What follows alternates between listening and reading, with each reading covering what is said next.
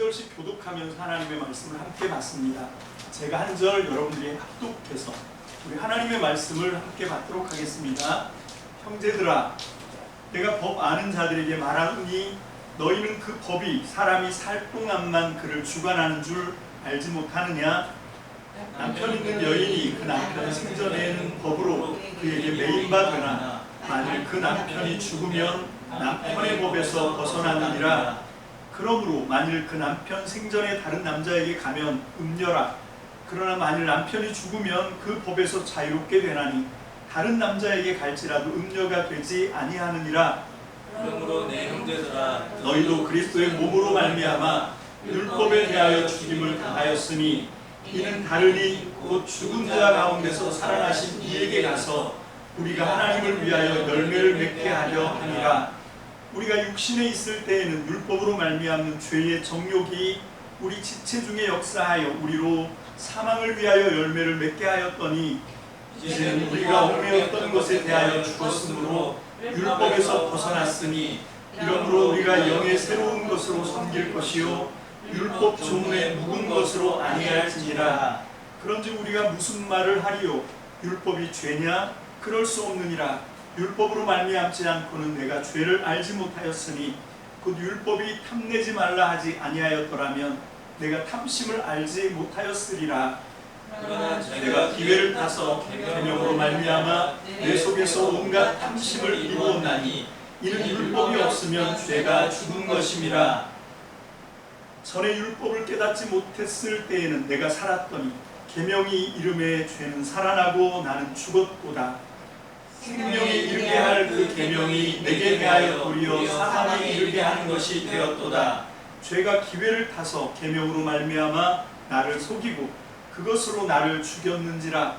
이로보건대 율법은 거룩하고 계명도 거룩하고 의로우며 선하도다. 그런즉 선한 것이 내게 사망이 되었느냐? 그럴 수 없느니라. 오직 죄가 죄로 드러나기 위하여 선한 그것으로 말미암아 나를 죽게 만들었으니 이는 계명으로 말미암아 죄로 심히 죄 되게 하려 함이라. 우리가 율법은 신령한 줄 알거니와 나는 육신에 속하여 죄 아래 팔렸도다. 아멘. 기도하겠습니다. 할렐루야. 주님 감사합니다. 오늘 우리가 이제 계속해서 로마서의 말씀을 함께 나눕니다. 하나님, 우리에게도 이 로마서의 말씀이 절실하게 필요한데, 그런데 하나님, 우리의 어리석음이 하나님의 말씀을 잘 헤아리지 못합니다. 또는 오해합니다. 또는 하나님의 말씀을 우리의 마음대로, 우리의 자의적으로 해석하고 우리 편한 대로 갖다가 사용합니다. 하나님, 그게 아니라 오늘 이 말씀이 정말 하나님의 음성으로, 하나님의 진리의 말씀으로, 살아있는 능력의 하나님 말씀으로 우리에게 선포되게 하여 주시옵소서. 오늘 시간 이 말씀의 법을 온전히 깨닫는 하나님의 백성들, 우리 참믿음 성도님들이 다 되게 도와주시고, 하나님 깨달은 하나님의 음성을 들은 그 말씀을 붙들고 한 주간을 살아가기에 부족함이 없도록 오늘 이 시간을 복주시고 성령님 운행하여 주옵소서. 전폭을 주의 말씀께 의지합니다. 기름 부어 주옵소서. 감사를 드리옵고 예수님의 이름으로 축복하며 기도합니다. 아멘. 할렐루야. 이 로마서를 읽을 때도 그렇고 갈라디아서를 읽을 때도 그렇고 특히 이 바울 서신을 읽을 때 우리가 참 주의해야 되는 것이 이 율법에 대한 오해입니다. 여러분, 이 율법이라고 하는 그 단어가 그렇게 쓰여 있기 때문에 그걸 그냥 그대로 이 적용을 해서 이 율법을 사도 바울의 편지처럼 이 사도 바울이 쓴 서신서, 성경 말씀들 거기에 있는 그 문자와 문장, 그런 의미, 이런 것들을 갖고 율법을 생각해 버려서, 그래서 우리가 지금 어떤 형국이 됐냐면 마치 부평초 같이 됐어요. 여러분, 혹시 부평초라는 걸 아십니까? 이 평자가 뿌리 평자거든요. 뿌리 없는 풀인 거죠. 여러분, 이게 사실 이 식물, 이 유전자 과학이 발견해낸 굉장히 놀라운 게 있습니다. 여러분, 우린 이 식물 하면 이 식물에서 뭐가 제일 중심이고 생명이고 뭐라고 생각합니까? 이 식물에서 그 전까지는 전부 뿌리라고 생각했어요. 뿌리가 거기서 막 양분 그리고 수분 이런 걸 올려주니까 얘들이 산다고 생각했는데 이 유전자를 과학을 이 연구를 해보니까 그게 아니고 햇빛을 받아서 광합성을 하는 이 잎이 중요합니다. 그래서 부평초가 있는 거예요. 뿌리가 없는데 그게 살아요. 어떻게 사냐면 이 뭡니까 햇빛을 받아서 물론 그게 이제 땅에 닿지 않고 이렇게 둥둥 떠다니는 걸 얘기하는 거지만 어쨌건 우리 그 성도들의 삶이 그런 어떤 무슨 얘기인가 하면 이게 구약이 뿌리인데 물론 구약이 뿌리여도 아까 말씀한 것처럼 이 식물도 잎이 중요하다고 그랬잖아요. 우리에게는 하나님의 은혜가 중요하죠. 구약, 신약 사실은 그런 것도 하나님의 은혜에 비하면 은혜의 산물이긴 하지만 하나님의 은혜가 없으면 구약 있으면 무슨 의미가 있습니까? 신약이 있으면 무슨 의미가 있습니까? 우리가 아무리 똑똑해서 그걸 잘 이해하고 해석한다 하더라도 여러분 정말 하나님의 은혜가 입혀져야 이 말씀이 나한테 복음으로 들려요. 이 말씀이 내가 이걸 믿어야 살겠구나 하고 내 마음을 감동해서 이 말씀 앞에 내가 움직이고 이 말씀을 진리로 내가 받아들이고 예수 그리스도를 나의 구주와 주님으로 받아들여서 나의 모든 허물과 죄를 고백하고 주님 앞에 거듭나고 죄사함을 받고 하나님이 주신 생명으로 거듭나서 영원한 생명을 살게 되는 거죠. 여러분 이 말씀이 뭘 해주는 게 아닙니다. 이 말씀에 기름이 부어져야 되고 이 말씀이 하나님의 은혜가 입혀야 됩니다. 오늘 시간 저는 열심히 말씀 준비를 했어요. 설교 준비를 했지만 거기에 하나님의 은혜가 입혀지지 않으면 이 한 시간 아니 일주일 동안 살면서 제가 준비한 모든 것이 헛사로 돌아가요. 그래서 오늘 시간 우리가 이 말씀을 통해서 하나님의 은혜를 깨닫는 복된 시간이 되시기를 주의 이름으로 축복합니다. 아멘. 자, 그래서 제가 여러분들에게 한마디로 좀 여러분들이 깨달았으면 좋겠다 하고 생각하고 말씀을 드리면 뭔가 하면 예수님 시대 때는 신약이 없었어요. 여러분 바울 사도 때도 신약이 없었습니다. 신약 성경은 언제 생기냐면 주 340년, 430년 가야 생깁니다. 니케아라고 하는 공의회에서 이 교회 성도들을 믿음을 이렇게 북돋아 주기 위해서 써졌던 이런 편지들을 모아서 이걸 신약 성경으로 만들자 해서 그때부터 이게 정경이 된 거지. 그전에는 이게 막 참고하고 도움은 되고 격려와 위로를 받는 말씀은 되어도 이거를 하나님의 말씀 이렇게 생각하는 사람은 아무도 없었어요. 특히 예수님이나 사도 바울은 더 말할 것도 없습니다. 그런데 우리가 자꾸 여기 지금 바울이 표현하고 있는 이 율법이라고 하는 그걸 통해서 오늘 이 본문에도 나오는데 이 율법이 우리를 망하게 하는 것 같아요.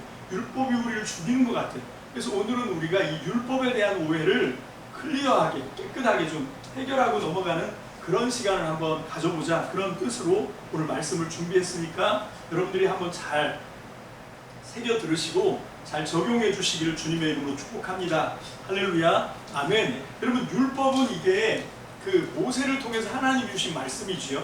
그럼 그게 십계명이었고 그 십계명을 통해서 또 이제 최초의 율법이 나오고 그 율법을 통해서 이제 결국 출애굽기, 레위기, 민수기, 신명기에 그 토라라고 하는 율법이 만들어져요.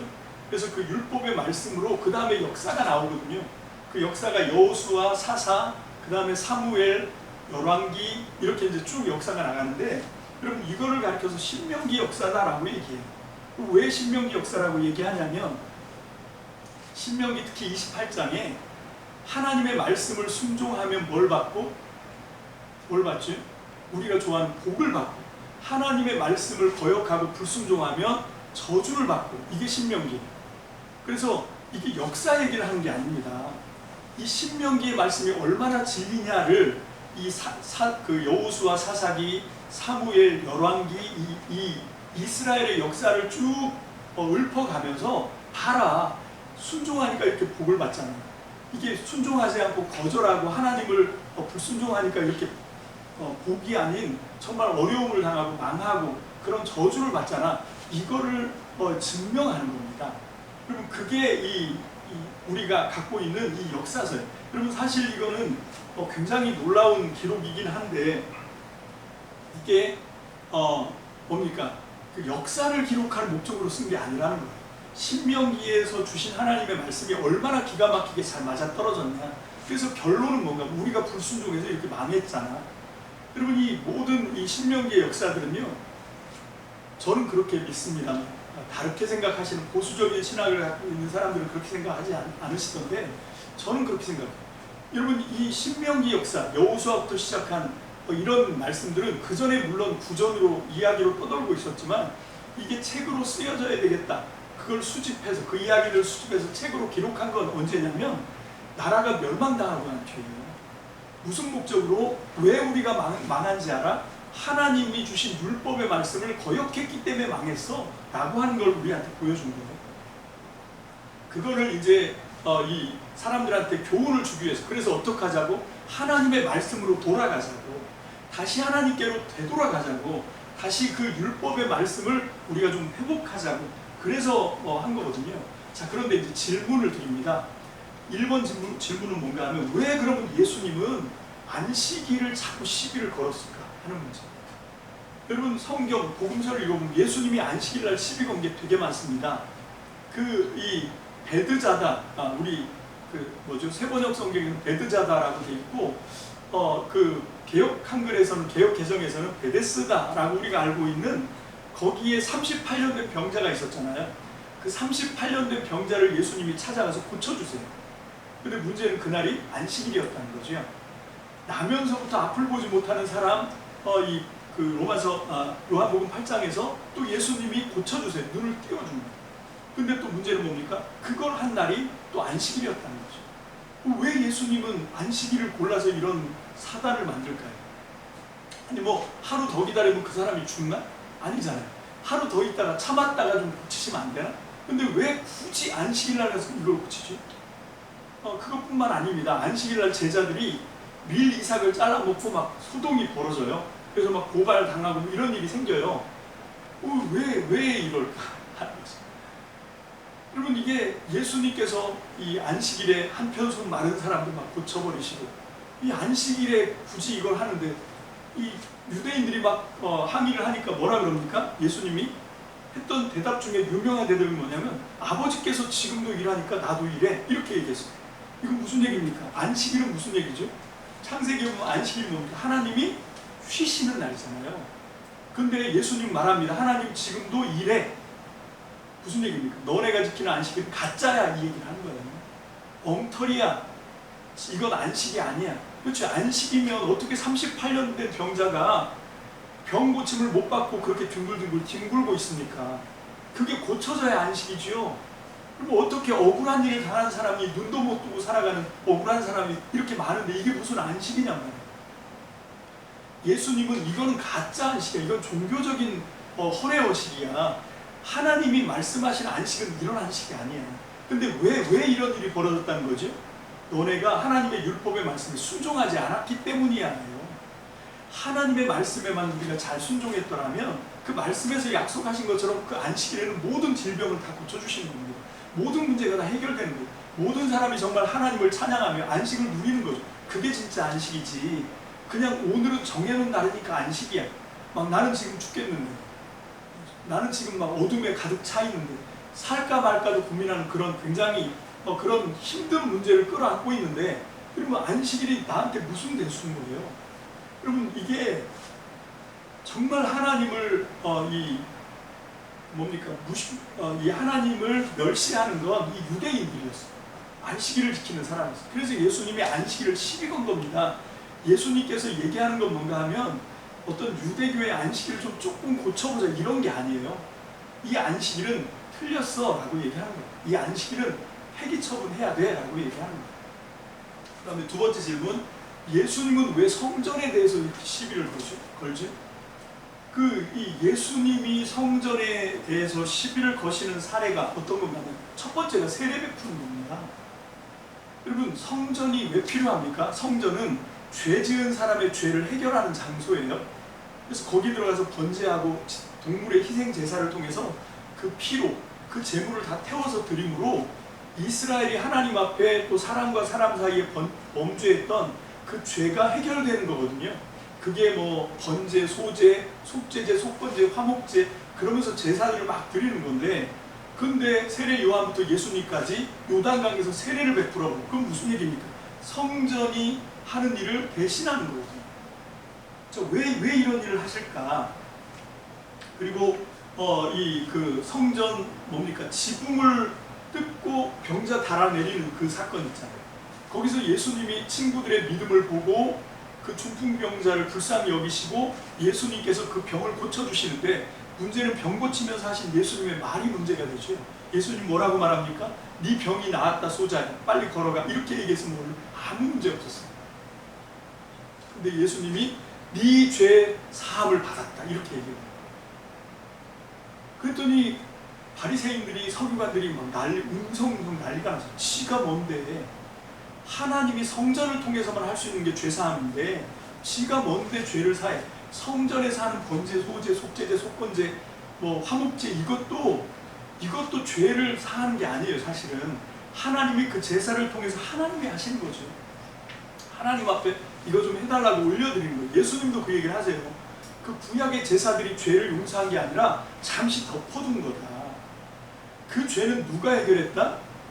예수님, 내가 했다라고 말씀하세요. 내가 십자가에서 단번에 죽어서 내가 흘린 그 피로 그때 모든 인류의 역사 속에 있는 죄가 해결된 거지, 짐승의 피로 사람 죄가 해결된다고? 이게 논리적으로 말이 되냐? 히브리서에서 그 시비를 거는 거죠. 예수님께서 하시는 말씀이에요. 여러분, 이게 성전에 대한 예수님의 이 시비, 그리고 이제 뭐 우리가 잘 아는 것처럼 성전에 들어가서 뭘 합니까? 성전을 막 확 뒤집어 엎고 난동을 부리시는, 그 난동이죠. 그 지금 막 6월절 제사 한참 드리고 있는데 소들을 막 다 내쫓아요. 여러분, 이게 이 6월절에 제일 중요한 게 소, 양인데, 여러분 그 번제에 사용될 소와 양을 다 내쫓아 버리면 뭐 하라는 겁니까? 성전 스토핑인 거죠. 여러분, 이게 많은 경우에 성전 청결이라고 얘기하는데 청결이 아니라 척결입니다. 성전을 아예 없는 걸로 예수님께서 이 성전 이제 폐기 처분 이렇게 선언하시는 거예요. 그것뿐만 아니라 누가복음 21장에도 보면 또 그런 사건이 나옵니다. 두 렙돈을 성전에 공헌한 과부 여인이 있어요. 예수님께서 일동을 딱 주목을 시키면서 저 여자를 봐라. 저 여자가 두 렙돈을 넣었는데 저기 지금 성전 헌금함에다가 뭘 넣은 사람들 중에서 가장 많이 했다. 왜? 전 재산을 다 드렸거든. 이렇게 얘기해요. 이걸 갖고 많은 부흥사들이 그러니까 하나님 앞에 전부를 드려라 뭐 이렇게 갖다 이용해 먹는데, 예수님이 그 얘기를 꺼낸 건 그거 하라고 얘기한 게 아니에요. 그 바로 뒤에 나오는 게 뭡니까? 이 성전 헐어라 라고 얘기해요. 왜? 과부들의 전 재산이나 털어먹는 성전이 무슨 성전이냐? 여러분, 이건 칭찬하는 게 아닙니다. 지금 이 여자가 정말 간절한 기도 제목이 있어서 성전에 들어가야 되는데 들어가려면 돈을 내고 들어가야 돼요. 두 렙돈이라도 내고 들어가야 되는 거예요. 자기 전 재산인데. 이게 무슨 성전이냐? 고아와 과부와 나그네를 도와주는 게 하나님 나라 법이고, 그게 거룩한 백성들이 해야 되는 일이고, 그게 성전의 역할인데, 성전의 역할이 뭔가 하면 있는 놈들, 대제사장들, 사두개인들은 그걸로 장사해 먹어요. 그걸로 남겨 먹는다고. 그걸로 돈을 억수로 벌어서. 그래서 예수님이 그러잖아요. 성전을 뒤집을 때 아버지가 계신 내 아버지의 집은 만민이 기도하는 집인데 너희가 강도의 소굴을 만들었다. 장사꾼 소굴을 만들었다. 그렇게 예수님께서 비난을 하신 거죠. 여러분, 그 사람들은 이거 갖고 장사를 했다고. 자기 이속을 챙기고 그거 갖고 땅을 사가지고, 갈릴리 일대의 땅이 다 사두개인 땅입니다.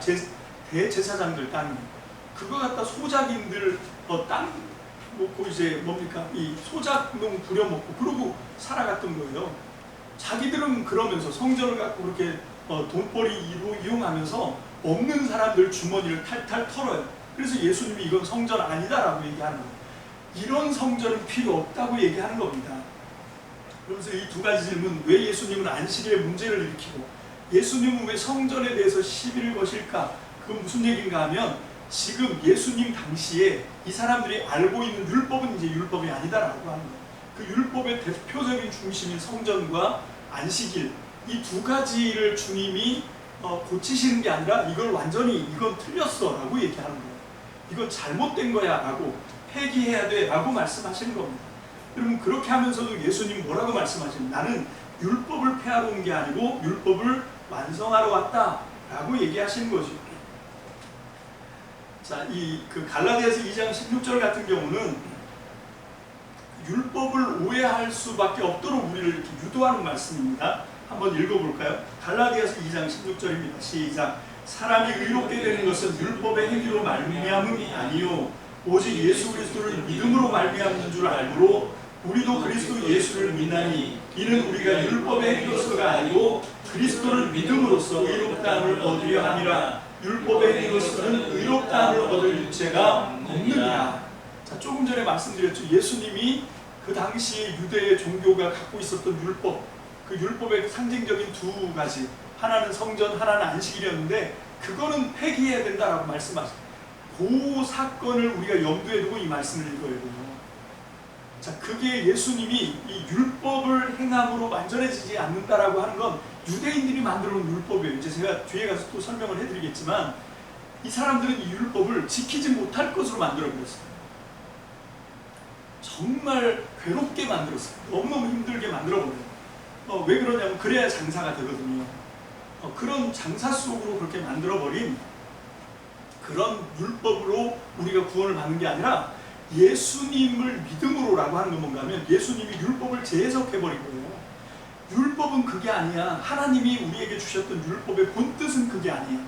율법의 참된 의미는 그게 아니야 라고 말씀하신 그걸 믿고 따라가야 돼 라고 얘기하는 거예요. 다시 말합니다. 그 당시에 성경은 구약 성경밖에 없었어요. 예수님도 성경을 구약 성경으로 믿고 있었고 바울도 그렇습니다. 그러니까 여기서 지금 구약 성경 율법을 다 폐기해야 된다라고 얘기한 게 아니라는 거예요. 절대로 오해하시면 안 된다는 걸 말씀드립니다. 자, 그러면 이 율법이 어떻게 처음에 시작됐는지 우리가 한번 보겠습니다. 출애굽기 20장 2절로 3절입니다. 시작. 나는 너를 애굽 땅 종되었던 집에서 인도하여 낸 내 하나님 여호와니라. 너는 나 외에는 다른 신들을 내게 두지 말라. 자, 여기 이게 이제 우리가 말하는 첫 번째 계명이죠. 여러분, 사실은 구약 성경은 십계명이라는 말이 없어요. 그 나중에 로마 카톨릭이 갖다가 붙인 거예요. 10가지로 이렇게 나눠서 지금 여기 출애굽기 20장 2절부터 17절까지가 십계명 본문이 있거든요. 그걸 이제 10가지 계명으로 분화해서 갖다 올린 거예요. 여기는 그냥 쭉 그러면 유대인들은 이 계명을 뭐라고 부르니까 이 율법을 뭐라고 부르냐면 하나님이 돌판에 새겨주신 돌판에 새긴 법이라고 얘기합니다. 그러니까 하나님이 친히 돌판에 써주신 법인데 그걸 우리는 십계명으로 구분해서 갖고 있죠. 심지어는요 카톨릭의 십계명과 개신교의 십계명이 다릅니다. 우리 찬송가 맨 뒤에 붙어 있는 게 십계명인데 카톨릭이 갖고 있는 십계명하고 우리가 갖고 있는 십계명이 조금 달라요. 내용은 똑같은데 그거를 이렇게 구분하는 게 좀 다릅니다. 카톨릭은 우리가 갖고 있는 개신교의 십계명을 좀 세분을 했고 우리는 그거는 이제 뭉뚱그려 놨는데 앞에 있는 그래서 이 카톨릭의 십계명에는 그 주 안에서 내 부모를 공경하라라고 하는 그 말씀이 사계명으로 나옵니다. 그 앞에 대신계명이라고 우리가 알고 있는 하나님과 관련된 계명을 이렇게 압축해버려요. 우상 숭배하지 말라라고 하는 걸 나 외에 다른 신을 두지 말라. 그 아무 형상으로든지 형상을 만들지 마라. 그걸 같이 한 계명으로 붙였거든요. 우리는 그걸 세분해. 어쨌건 뭐 이런 너무 많이 알아서 문제죠. 자, 그렇게 해서 이제 이 십계명이 20장 17절까지 나가거든요. 자, 그 다음에 나오는 게 20장 18절부터 23장 33절까지인데 요게 최초의 율법입니다. 여기 보면 이 20장 18절부터 23장 33절까지의 이 율법에 대한 얘기가 쭉 나가다가 거기서 이제 모세가 명령을 하죠. 하나님이 모세에게 명령을 해요. 이 율법을 기록해 놔라. 그렇게 하고 난 뒤에 뭘 하냐면 이제 하나님과 이스라엘 백성이 언약을 맺었잖아요. 그 언약을 체결합니다. 이제 사인을 다 했으니까 뭘 하냐면 이제는 뭘 하는 거죠? 그 셀레브레이션을 하는 거예요. 언약식이라고 하는 걸 합니다. 그 언약식을 하는 얘기가 24장 8절입니다. 자, 24장 4절부터 볼까요? 24장 4절 시작. 모세가 그 모든 말씀을 기록하고 아침 일찍 일어나서 산기슭에 제단을 쌓고 이스라엘 12지파를 따라 기둥 12개를 세웠다. 자, 아까 말씀하신 것처럼 주님의 모든 말씀을 모세가 명령을 따라 기록을 합니다. 그게 아까 얘기한 십계명은 하나님이 새겨주신 거고요. 그 십계명을 토대로 해서 최초의 율법이 나오는데 그게 20장 18절부터 23장 33절까지 요거를 기록한 거죠. 그거를 다 기록해 놓은 다음에 뭘 하냐면 이제 제단을 쌓습니다.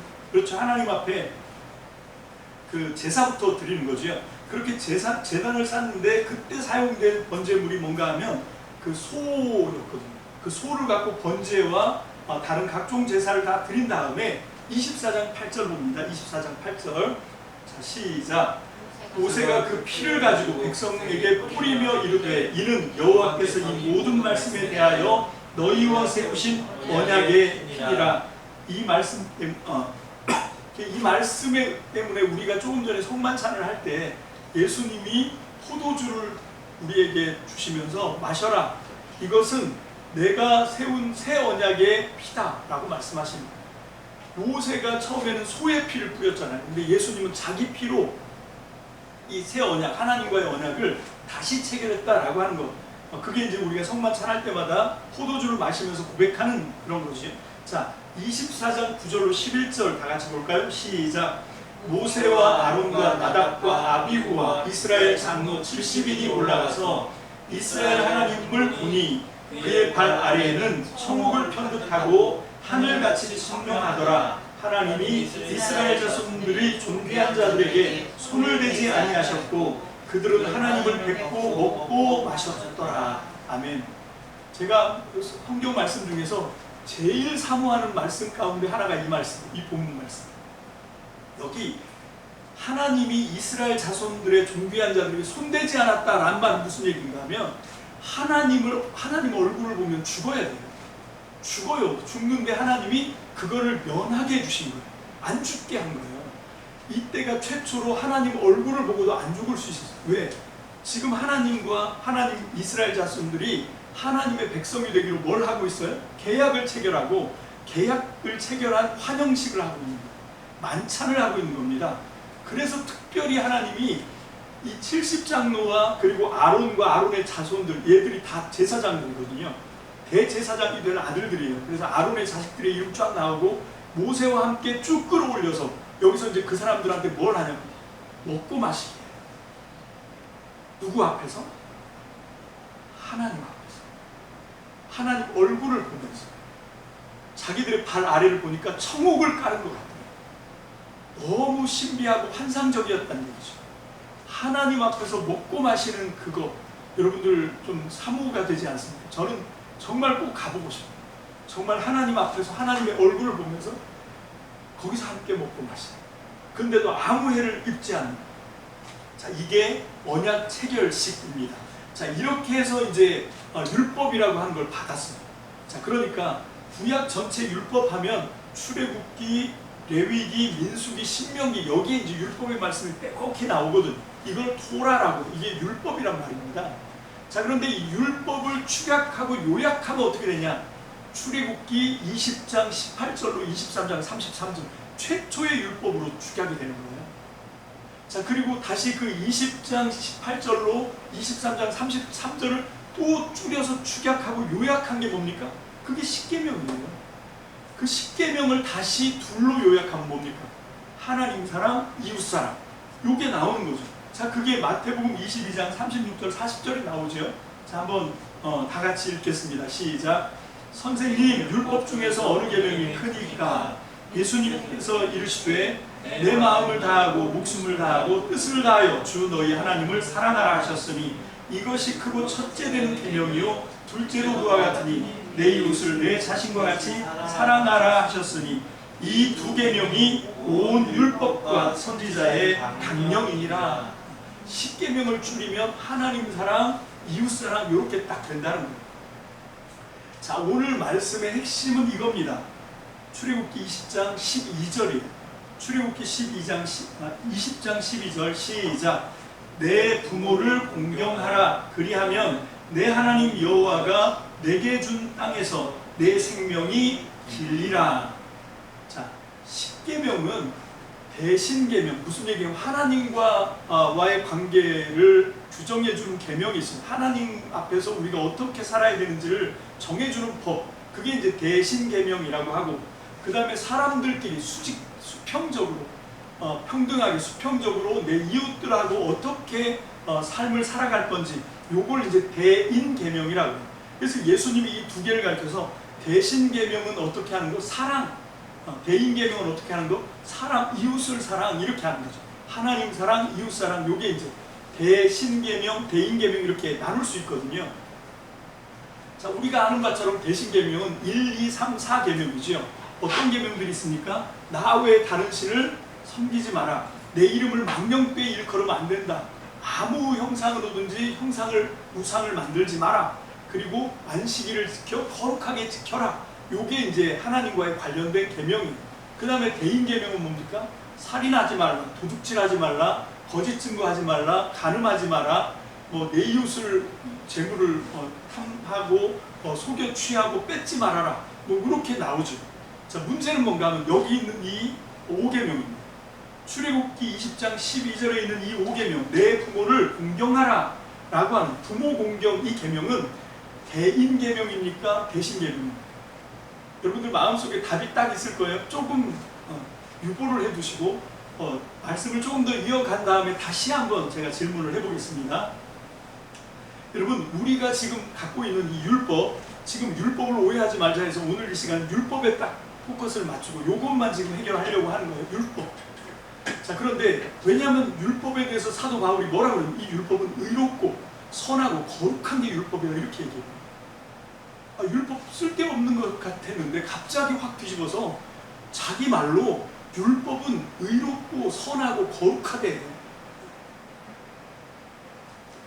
자, 그래서 이제 우리가 율법을 지금 파고 들어가는, 그게 우리가 이거 쉽게 생각하면 안 되는구나 해요. 자, 그래서 그러면 이 율법을 처음에는 하나님이 십계명 돌판에다가 하나님이 직접 써서 모세한테 주셨어요.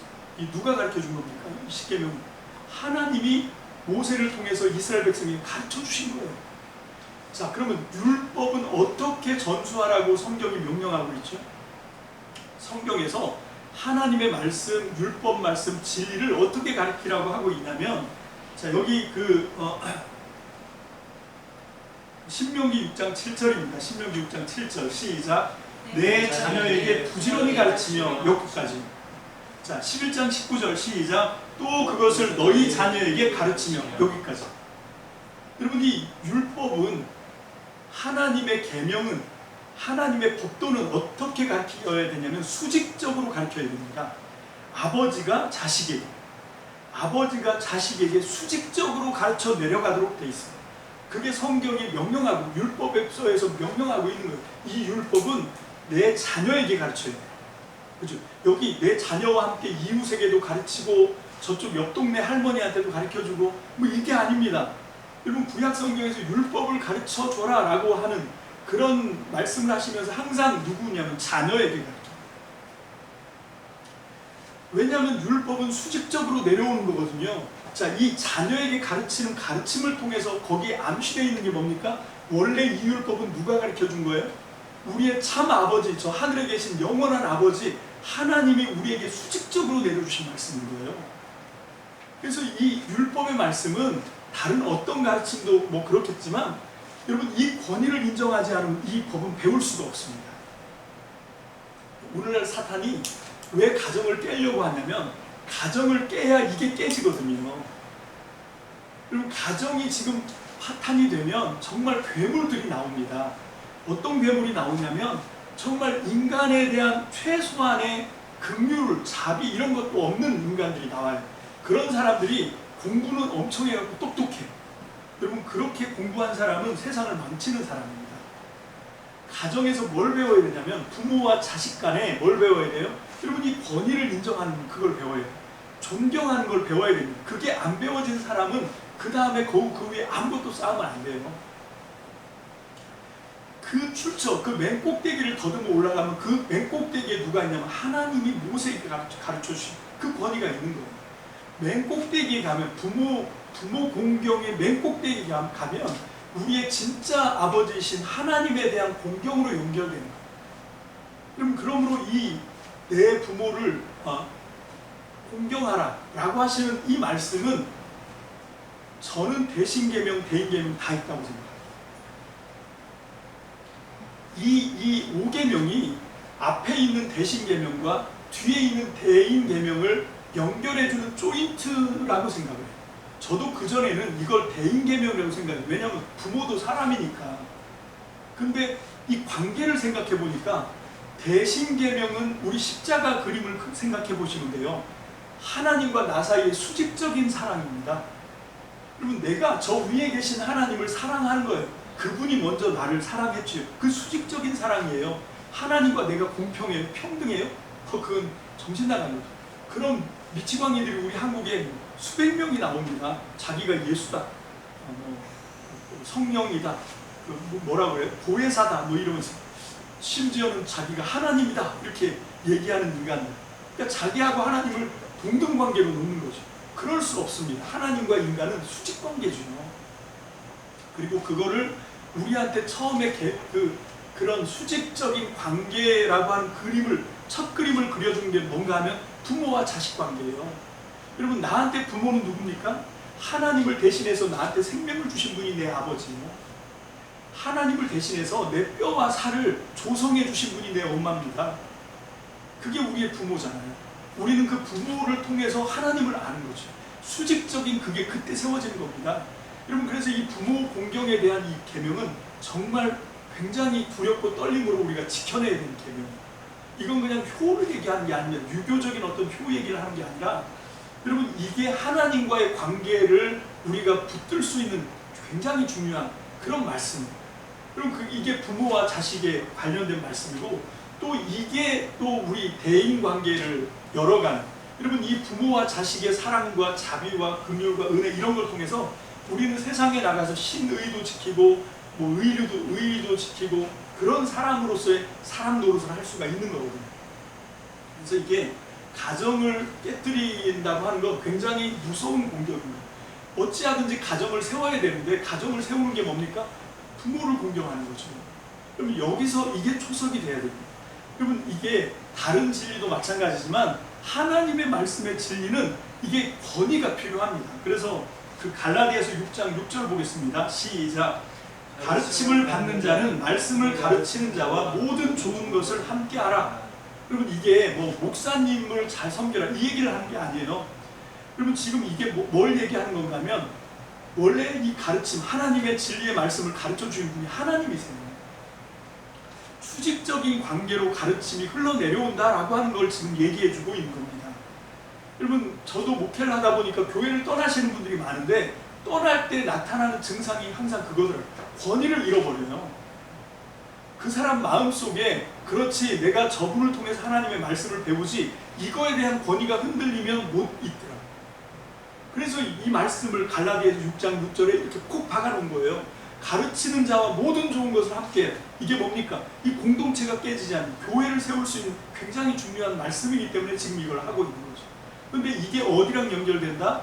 이게 십계명 하나님의 말씀을 하나님이 십계명을 써서 모세를 통해서 이스라엘 자손에게 수직적으로 내려주신 그 관계가 연결되고, 또 내 부모를 공경하라라고 하는 그 십계명의 5계명과도 연결되는 그런 관계인 거예요. 그래서 이 가르침에 대한 이 질서를 성경적인 원리로 우리가 이걸 세워야 됩니다.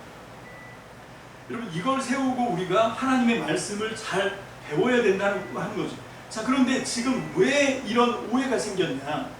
자, 그 오해가 생긴 게 어떤 일인가 하면 이렇게 해서 이제 이스라엘 자손들이 십계명을 배우고 십계명을 통해서 최초의 율법이라고 하는 그 출애굽기 20장 18절부터 23장 33절까지 모세 보고 그걸 책에 기록해라 해서 기록하고, 그 다음에 제단을 쌓고 기둥을 세우고 피를 뿌리고 뭐 이렇게 하는 셀레브레이션 했지요. 그리고 그 최초의 율법을 통해서 출애굽기, 레위기, 민수기, 신명기, 토라라고 하는 율법이 만들어졌습니다. 자, 그런데 여기서 멈추지 않고 이 유대인들도 굉장히 선한 마음이었습니다. 어떻게 하면 하나님을 더 잘 섬길 수 있을까 하는 마음으로 열심히 하나님의 말씀을 잘 지키는 법들을 막 만들어요. 자, 그렇게 막 만들어 가다 보니까 어떻게 됐냐면, 원래 하나님이 십계명을 주시고 원래 하나님께서 이 율법을 주신 목적은 뭔가 하면 사람들 보고 율법을 떠받치고 존경해라라고 준 게 아니었어요. 어떻게 준 건가 하면 이 율법 말씀을 통해서 너희들이 살아가는데 좀 복을 받아라 하고 준 말씀이에요. 그러니까 사람을 위해서 율법 말씀을 줬는데 어느 순간 이게 뒤집어진 거죠. 그래서 율법을 위해서 사람이 존재하는 것처럼 되어버린 거예요. 그래서 율법 말씀에 사람들이 짓이겨져 있는 거예요. 완전히 짓눌려져 있는 거예요. 이게 처참한 거죠. 그래서 예수님이 오셔갖고 야 너네가 율법과 선지자의 강령을 오해했어.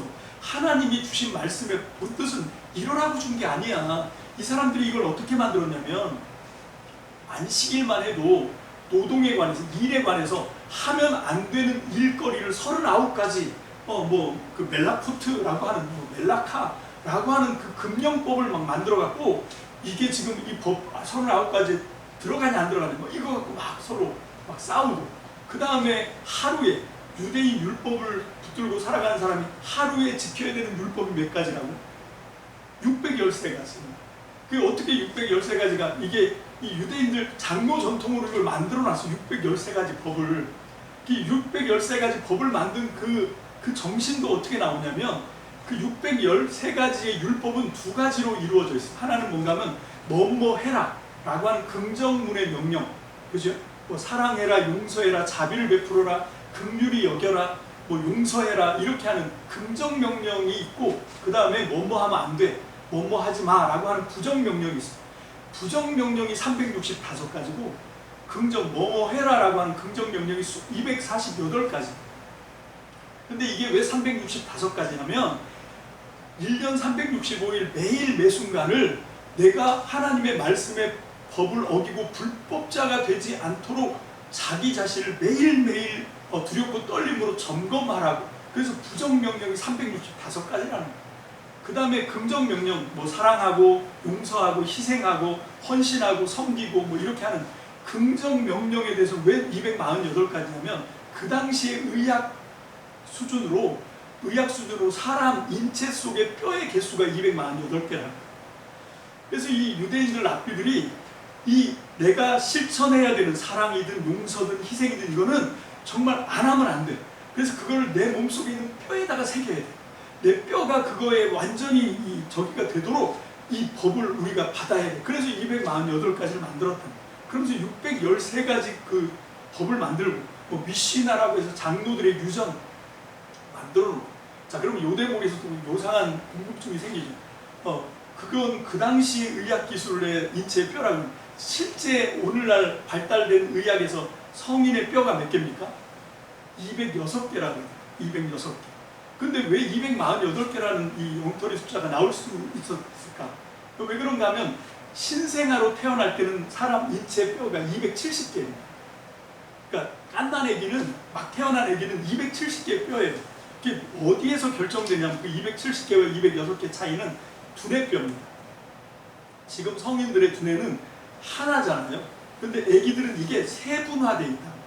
그래서 왜 옛날 어른들이 애들 숨구멍 안 막혔으니까 머리 함부로 이렇게 눌러놓으면 안 된다고. 그게 왜 그런가 하면 이게 뼈가 우리처럼 이렇게 완전히 뇌를 보호하기 위해서 그게 이제 융합된 거거든요. 그거 되기 전에 다 세분됐기 때문에 세보면 270개. 270개인데 이 머리뼈가 이제 두뇌뼈가 딱 합쳐지면 요게 이제 하나로 딱 쳐지면 206개. 이렇게 되는 거예요.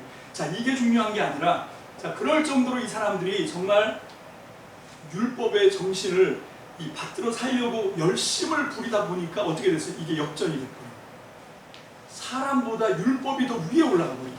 이게 원래 하나님은 율법을 통해서 사람을 복주려고 줬는데 사람들이 율법 밑에 깔려서 허덕거리고 율법 때문에 괴로워하고 너무너무 힘들어하는 거예요. 자, 그래서 예수님이 하신 말씀 마가복음 2장 27절 마가복음 2장 27절입니다. 다 같이 봅니다. 시작. 또 이르시되 안식일이 사람을 위하여 있는 것이요 사람이 안식일을 위하여 있는 것이 아니니. 하나님이 왜 안식일법을 준지 알아? 사람을 위해서 준 거야. 안식일을 위해서 준 게 아니라고. 근데 니네 지금 사는 거 보니까 마치 안식일을 위해서 사는 것 같더라. 그건 안식일을 제대로 지키는 게 아니야. 그래서 예수님이 안식일에도 아픈 사람, 병든 사람, 어려운 사람 살려주고 고쳐주고 하는 거예요. 왜? 사람을 위해서 있는 거거든요. 이 안식일이 사람 잡아먹는 법이 돼버린 거예요. 율법이 사람을 완전히 정말 잡아먹는 법이 돼버린 거예요. 이거를 지금 사도 바울이 공격하는 거지. 자기들이 믿고 있는 구약, 하나님의 말씀, 다시 말합니다. 성경은 그 당시에 구약밖에 없었어요. 그걸 예수님이 해석해 주신, 예수님이 다시 수정해서 회복해 주신 그 말씀의 법으로 따라가자라고 하는 얘기를 예수 믿자라고 하는 얘기를 하는 거예요. 이거를 오늘날 우리는 어떻게 오해합니까? 믿기만 하면 돼. 아무것도 하지 마. 그래서 다 없애버려. 아닙니다. 예수를 믿으면 더 열심히 해야 돼요. 더 잘해야 돼요. 자, 마지막으로 예화 하나를 들고 오늘 설교를 마치겠습니다. 자, 지난 시간부터 우리는 이 말씀을 들으면 저 말씀 중에서 내가 한마디로 오늘 말씀은 너구나 하고 탁 정리를 하고, 그 다음에 그거를 세 사람에게 이렇게 좀 얘기를 해주고, 이 말씀을 붙들고 내가 내 삶을 어떻게 바꿀 건지에 대해서 우리가 이제 하고, 지난주에 우리 세례, 그죠? 세례에 대한 말씀 배웠죠. 세례, 그 다음에 통치와 다스림인가? 하여튼 권세와 다스림, 세례, 권세, 다스림, 그 말씀을 듣고 여러분들 이게 실천해 보신 거 있습니까? 이렇게 눈만 껌뻑껌뻑 하시면 안 돼요. 하나님 말씀이 내 말로 들려야 돼. 목사님이 은혜 받는 말씀 혼자서 막 열과 성을 다해서 막 흥분해갖고 설교하고, 그게 중요한 게 아니고 저 말을 통해서 내가 하나님의 음성을 들어야지, 이런 게 있어요. 자, 그래서 오늘 우리도 이제 오늘 이 말씀을 이제 정리를 합니다. 자, 오늘 우리에게 주신 이 말씀, 도대체 이 율법, 바울도 얘기합니다. 의롭고 선하고 거룩한 말씀이 율법이다. 그게 율법이다, 이렇게 얘기해 버리는데, 근데 또 보면 율법은 우리를 온전하게 할 수 없어. 그런 말을 또 대놓고 얘기를 해요. 자, 그건 뭔가 하면 그 당시에 유대교가 생각했던, 예수님도 너네 하나님이 주신 율법의 정신 그거 아니야. 율법이 너희를 섬겨야지. 왜 니네가 율법을 섬기고 있어? 왜 안식일을 위해서 살아? 안식일이 사람을 위해 있는 거야. 이렇게 뒤집어진 그 율법 얘기를 하는 거예요. 그래서 예수님이 그걸 바로 잡으신 걸 처음엔 바울도 오해를 하고, 예수 이거 틀렸어. 이건 이단이야, 사입이야. 그래서 예수 믿는 스데반을 죽여버리잖아요. 그렇게까지 했던 이 사람이 예수님을 만나고 예수님이 옳았구나, 이걸 발견한 거예요. 자, 다시 말합니다. 예수님도 하나님의 말씀 구약, 바울도 구약, 이거를 붙들고 살아가는 거지, 이거 없이 그냥 믿습니다, 이거 아닙니다. 다시 말합니다. 열매를 맺으려면 하나님의 말씀이 꼭 필요해요.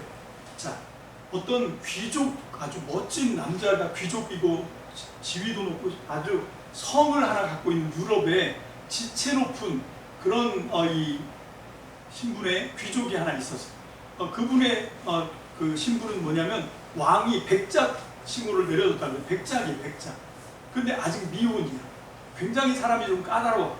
그래서 이제 어느 날 자기의 가정 살림을 위해서 가정부 하나, 농촌에 있는 시골 처녀 하나를 가정부로 이제 불렀죠.